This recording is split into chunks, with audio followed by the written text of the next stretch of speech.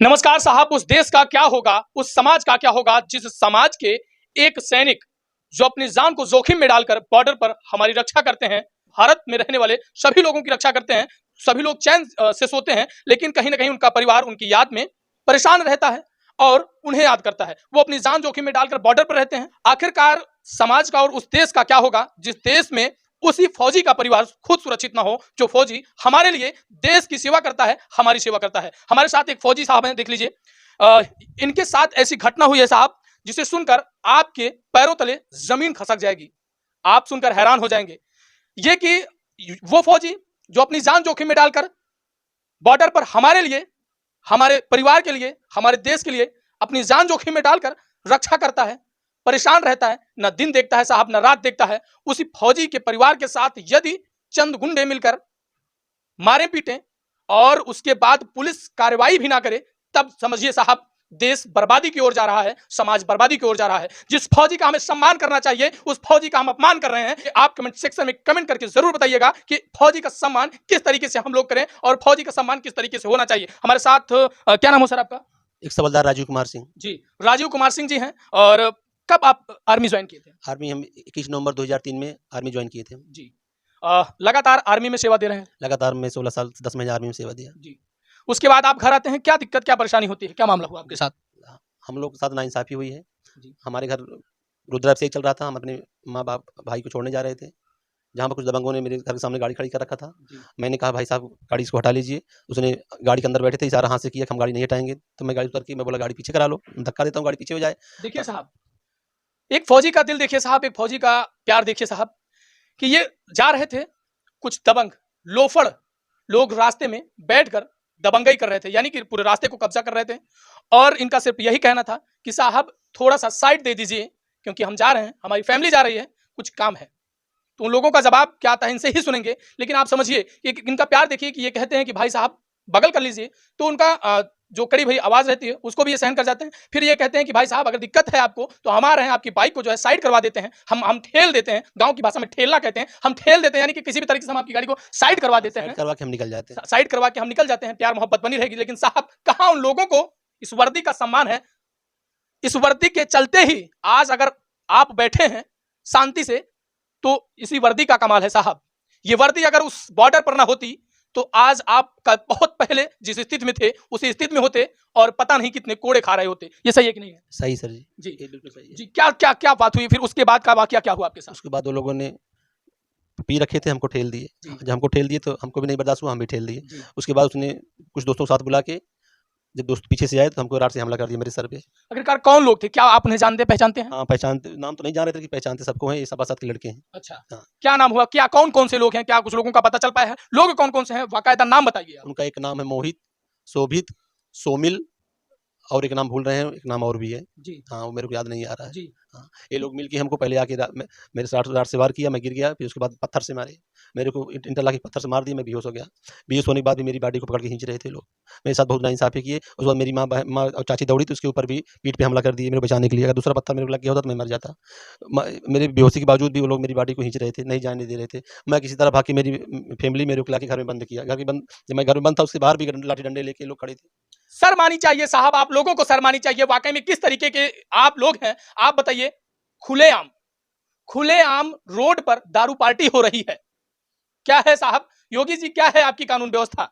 खुलेआम रोड पर दारू पार्टी हो रही है, खुलेआम एक जवान को घसीट घसीट कर मारा जा रहा है, और न्याय के लिए दर दर वही जवान भटक रहा है जो हमारी रक्षा के लिए, हमारी स्वयं जान की रक्षा के लिए, हमारे देश की रक्षा के लिए अपनी जान जोखिम में डालकर बॉर्डर पर सदैव रात दिन एक कर देता है। उसे दर दर भटकने कैसे पड़ रहा है साहब? क्या है कानून व्यवस्था आपकी? आपके कानून व्यवस्था पर सवाल उठता है।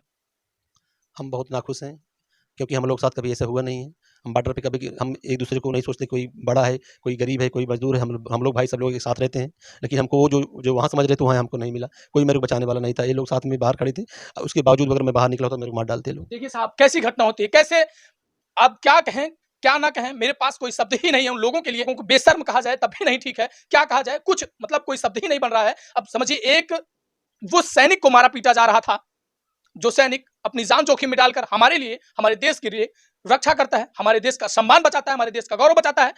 तमाम लोग खड़े होकर उस घटना को देख रहे थे, लेकिन किसी के अंदर इतनी साहस नहीं थी साहब कि मामले में जाकर एक हाल बन सके ये कह सके कि हमारे देश की सेवा करने वाले हमारे वो जवान हैं जो किसी भी चीज को आखिरकार यहां तक नहीं सोचते हैं कि हमारा परिवार कैसा है कैसा नहीं है, लेकिन अपनी जान जोखिम में डालने से पीछे नहीं हटते हैं।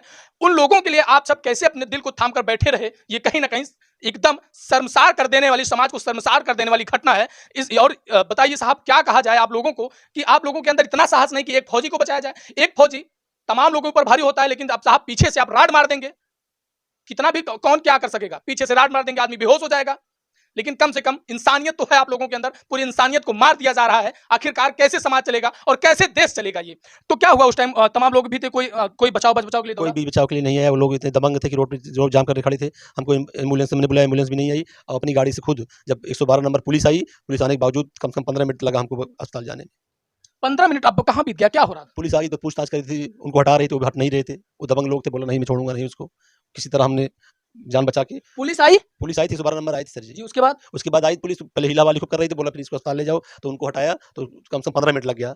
उसके बाद हमको अस्पताल पहुंचाया गया। योगी जी कैसे दबंग हैं ये लोग, जो पुलिस के आने के बावजूद भी एक जवान को छोड़ने के लिए तैयार नहीं थे और ये कह रहे थे कि हम इसे नहीं छोड़ेंगे, आप चाहे जो कर लें। आखिरकार पुलिस का दबंगों के ऊपर क्या खौफ है, कैसे अपराधियों पर नियंत्रण पाया जा रहा है, ये कहीं ना कहीं प्रतापगढ़ में सवाल उठता है। पूरे पुलिस महकमा पर सवाल उठता है, पुलिस प्रशासन पर सवाल उठता है कि कैसे दबंग है जो पुलिस की वर्दी देखकर भी कहीं भी थोड़ी सी भी हिचक नहीं आई उनके अंदर, और वो जो है इस जवान पर हमला करते रहे, मारते पीटते रहे, परेशान करते रहे, हॉस्पिटल नहीं जाने दिए। आखिरकार कैसे शासन प्रशासन चल रही है योगी जी? आप बताइए कैसे इस पीड़ित को न्याय मिलेगा? आप बताइए कैसे, किस तरीके से अब जो है कोई भी मां अपने जवान को क्यों भेजेगी बॉर्डर पर साहब, जब उसका परिवार ही खुद सुरक्षित नहीं रहेगा? क्यों भेजना चाहेगी? आप बताइए, क्या ये सवाल नहीं बनता है? क्या एक मां आपसे ये नहीं पूछेगी कि साहब, योगी साहब, हम अपने बच्चे को काहे भेज दें? कोई नेता अपने बच्चे को भेज दे बॉर्डर पर जान जोखिम में डालकर चला आए।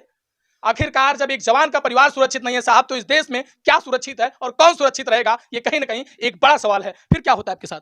फिर हम यहाँ से गए, एम्बुलेंस ले गई हमको अस्पताल में मेरे को कोई दिक्कत नहीं हुई। उसने तुरंत हमको अंदर ले गए, मेरा क्या बोलते हैं इलाज किए और मेरे टाँका उका लगाए। टाँका लगाने जब टाँका मेरे को लग रहा था तो लोग फिर हमको दबंगों ने घर क्या बोलते हैं अस्पताल छेक खड़ी थी पूरे। हमको फिर बोला कि समझौता कर लो, गलती हो गई मेरे से, लेकिन हमने समझौता नहीं किया। बाप रे, इतनी बड़ी दबंगई साहब के अस्पताल को भी घेरा जा रहा था, तनिक भी खौफ पुलिस का उन दबंगों को वो नहीं था। आखिरकार ऐसे दबंग कहां से उत्पन्न हो गए? योगी साहब, योगी जी, आप तो कहते हैं दबंगों को निस्तानाबूद कर देंगे, दबंगों की हस्ती मिटा देंगे, लेकिन आखिरकार ये दबंग पैदा कहां से हो रहे हैं और ये दबंगों के अंदर इतना साहस कहां से पैदा हो रहा है कि ये मारते हैं, पीटते हैं, घसीटते हैं एक फौजी को, उस फौजी को जो फौजी रात दिन हमारी सेवा करता है, हमारे देश की सेवा करता है, और फिर उसके बाद हॉस्पिटल में जाकर ये कहते हैं कि समझौता कर लो, तुम मेरा कुछ नहीं उखाड़ पाओगे।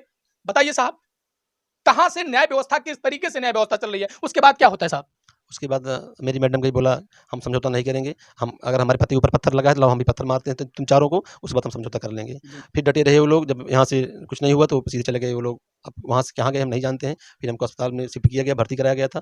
फिर एक दिन हम वहाँ भर्ती रहे, अगले दिन हम थाने गए। प्रतापगढ़ से प्रयागराज भी रेफर हुए? अगले दिन भर्ती थे। अच्छा। अगले दिन भर्ती थे, कानूनी कार्रवाई चल रही थी, इसलिए हमको प्रयागराज नहीं जाने दिया। अच्छा। बोला ठीक है, कानूनी कार्रवाई हो जाएगी तो प्रयागराज जाना। अच्छा। उसके बाद मेरी मैडम दोपहर में फिर गई थाने, तो थाना अध्यक्ष नहीं मिले। बोला शाम को 6 बजे आना। 6 बजे गए तो बोला मैं क्या बोलते हैं अभी कंवरिये में हूँ, उसके बाद तुम्हारा FIR मैं लिख दूंगा, धारा 308 लगा दूंगा। उसके बाद पता नहीं क्या हिला हवाले किए, रात 11:30 बजे नॉर्मल धारा लगा के भेज दिए। चलिए साहब, देखिए गजब कार्रवाई होती है, गजब मजाक होता है एक फौजी के साथ, एक जवान के साथ, उस जवान के साथ जो अपनी जान खुद जो है हथेली पे लेकर चलता है, उसके साथ मजाक किया जा रहा है, उसके परिवार के साथ मजाक किया जा रहा है। कहा जा रहा है कि अभी मैं कांवरिया संघ को लाइन देने में व्यस्त हूं, अभी मैं ये काम करने में व्यस्त हूं, अभी मैं आपकी रिपोर्ट नहीं लिख पाऊंगा। जब एक जवान की रिपोर्ट नहीं लिखी जा रही साहब, एक गरीब व्यक्ति की रिपोर्ट कहां से लिखी जाएगी? एक दलित व्यक्ति की रिपोर्ट कहां से लिखी जाएगी? एक उस व्यक्ति की रिपोर्ट कहां से लिखी जाएगी जो व्यक्ति निर्धन है, परेशान है? उस व्यक्ति को न्याय कहां मिल पाएगा जब एक जवान को न्याय नहीं मिल पा रहा है? कितनी शर्मनाक घटना है ये, कितने समाज को शर्मसार कर देने वाली घटना यह है। आप बताइए साहब, एक फौजी को, एक जवान को क्या इस तरीके से दर दर की ठोकरें खाना अच्छा लग रहा है?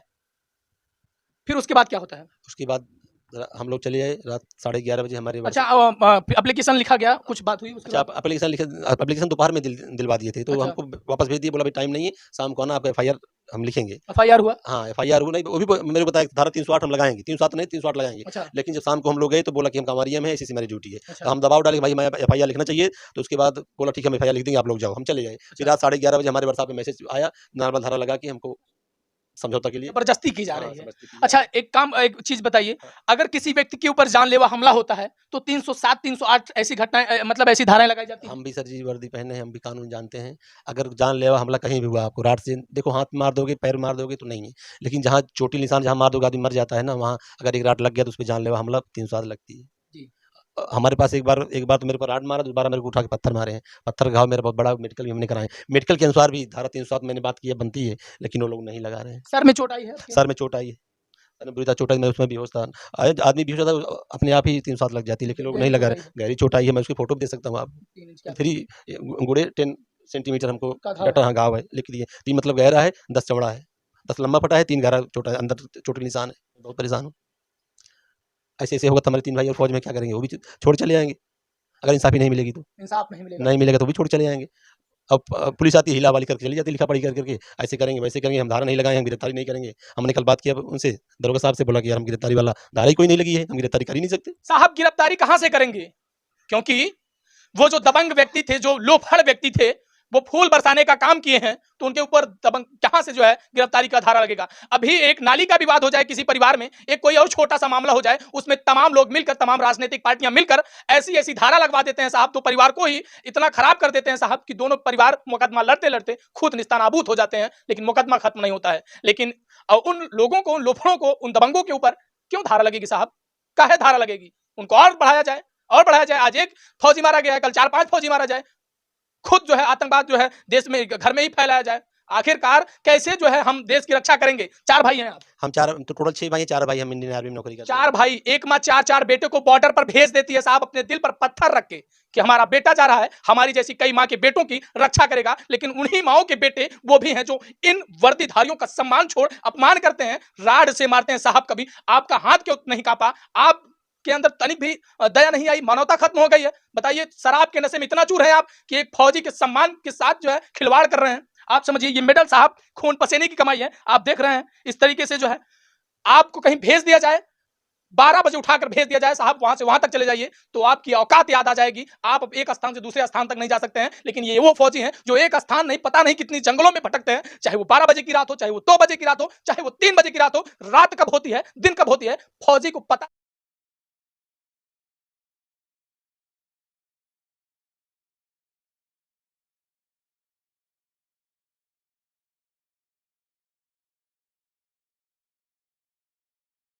सर्जिकल स्ट्राइक करनी है, किस तरीके से हमें आगे का कदम बढ़ाना है, जिससे हमारे देश की सुरक्षा जो है उसमें तनिक भी मक्खी तक ना भिनक पाए।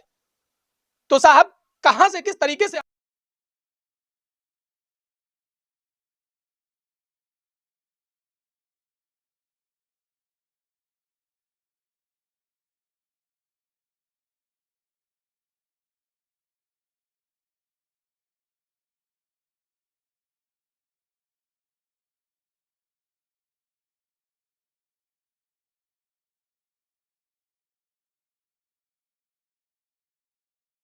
भटकना चाहिए? इसी तरीके से फौजी का सम्मान होता है। रक्षा करेंगे कैसे? उस बॉर्डर पर रहेंगे जिसका परिवार खुद सुरक्षित नहीं है साहब। नहीं रह सकते सर जी, अगर वो फौजी की टेंशन में आदमी बोलता नहीं कि फौजी खुद गोली मार लिया, फौजी सो गया था, वहाँ से बाहर पाकिस्तान से फायर आ गया, वो क्या करता है? वो सोचता रहता है, घर के बारे में सोचता रहेगा, परिवार के बारे में सोचता रहेगा, सोचते-सोचते सुस्ती आ जाती है आदमी को। जब सुस्ती आ जाएगी तो आदमी तो क्या करेगा? नाकाम हो जाएगा, तभी तो बाहर से फायर आता है, तो ये बोलते नहीं फौजी कोई गला काट लिया, क्या करेगा वो? वो ऐसे टेंशन में रहता है, अगर टेंशन नहीं रहेगा तो खुद लड़ेगा वो।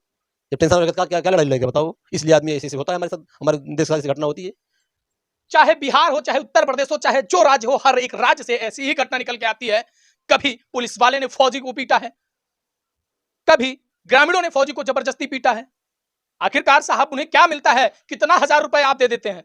इतने हजार रुपए से जान खरीदी जा सकती है? पैसे से कभी आप जान खरीद सकते हैं? सम्मान खरीद सकते हैं साहब? योगी जी ये पूरे प्रशासन पर, शासन प्रशासन से क्या बात कही जा रही है? क्या अधीक्षक साहब से आपकी मुलाकात हुई है? अधीक्षक साहब से हम मुलाकात हुई, एसपी साहब हमको 57 दे के वापस कर दिए, बोले कि इसकी निष्पक्ष जांच होगी, दोबारा इसकी जांच कराई जाए। फिर सत्येंद्र दरोगा साहब को बुलवाए थे, बोला इसकी दोबारा जांच कराई जाए, उसने बाहर निकले, बाहर निकलने के बाद वो एक अमित मिश्रा एसआई हैं भूलियापुर चौकी इंचार्ज, उनको सौंप दिया, वो हमसे फिर बयान लिए, वहाँ वहीं पर पुलिस अधीक्षक के गेट के सामने ही। बाद में शाम को हमारे घर आए, पहले बोले 4 बजे आऊँगा, 4 बजे नहीं आए, फिर बोले 6 बजे आऊँगा, 6 बजे नहीं आए, सवा 6 बजे मेरे पास आए। तो मैंने बोला सर जी कुछ हो रहा है इसमें, गिरफ्तारी हो रही? बोला मेरे पास कोई ऐसा सबूत नहीं मैं उसको गिरफ्तार करूँ, कोई धाराएँ नहीं मैं उसको गिरफ्तार करूँ। ऐसे हिला-हवाली करके यहाँ से चले गए। चलिए साहब, ये देखिए साहब, यही है न्याय, यही है एक जो है फौजी का सम्मान, और यही है योगी जी का राज, यही है राम राज, वो राम राज जिसमें खुद एक फौजी का परिवार सुरक्षित नहीं है तो कैसा राम राज्य साहब? ये सब आप कमेंट सेक्शन में कमेंट करके जरूर बताइएगा। क्या एक फौजी के साथ इसी तरीके का व्यवहार होना चाहिए? क्या एक फौजी का परिवार को सुरक्षित नहीं रहे? जब परिवार ही सुरक्षित नहीं रहेगा तो फौजी कैसे बॉर्डर पर काम करेगा? एक नहीं तमाम घटनाएं आप देखते रहते हैं। आखिरकार पुलिस क्यों इतना जो है फौजियों से जलती है?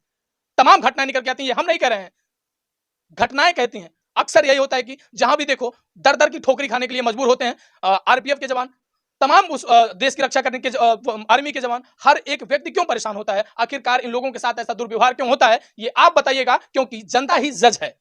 चलिए मिलते हैं अगले वीडियो में। कैमरामैन विजय साथ में अमित कुमार, तब तक के लिए नमस्कार, धन्यवाद।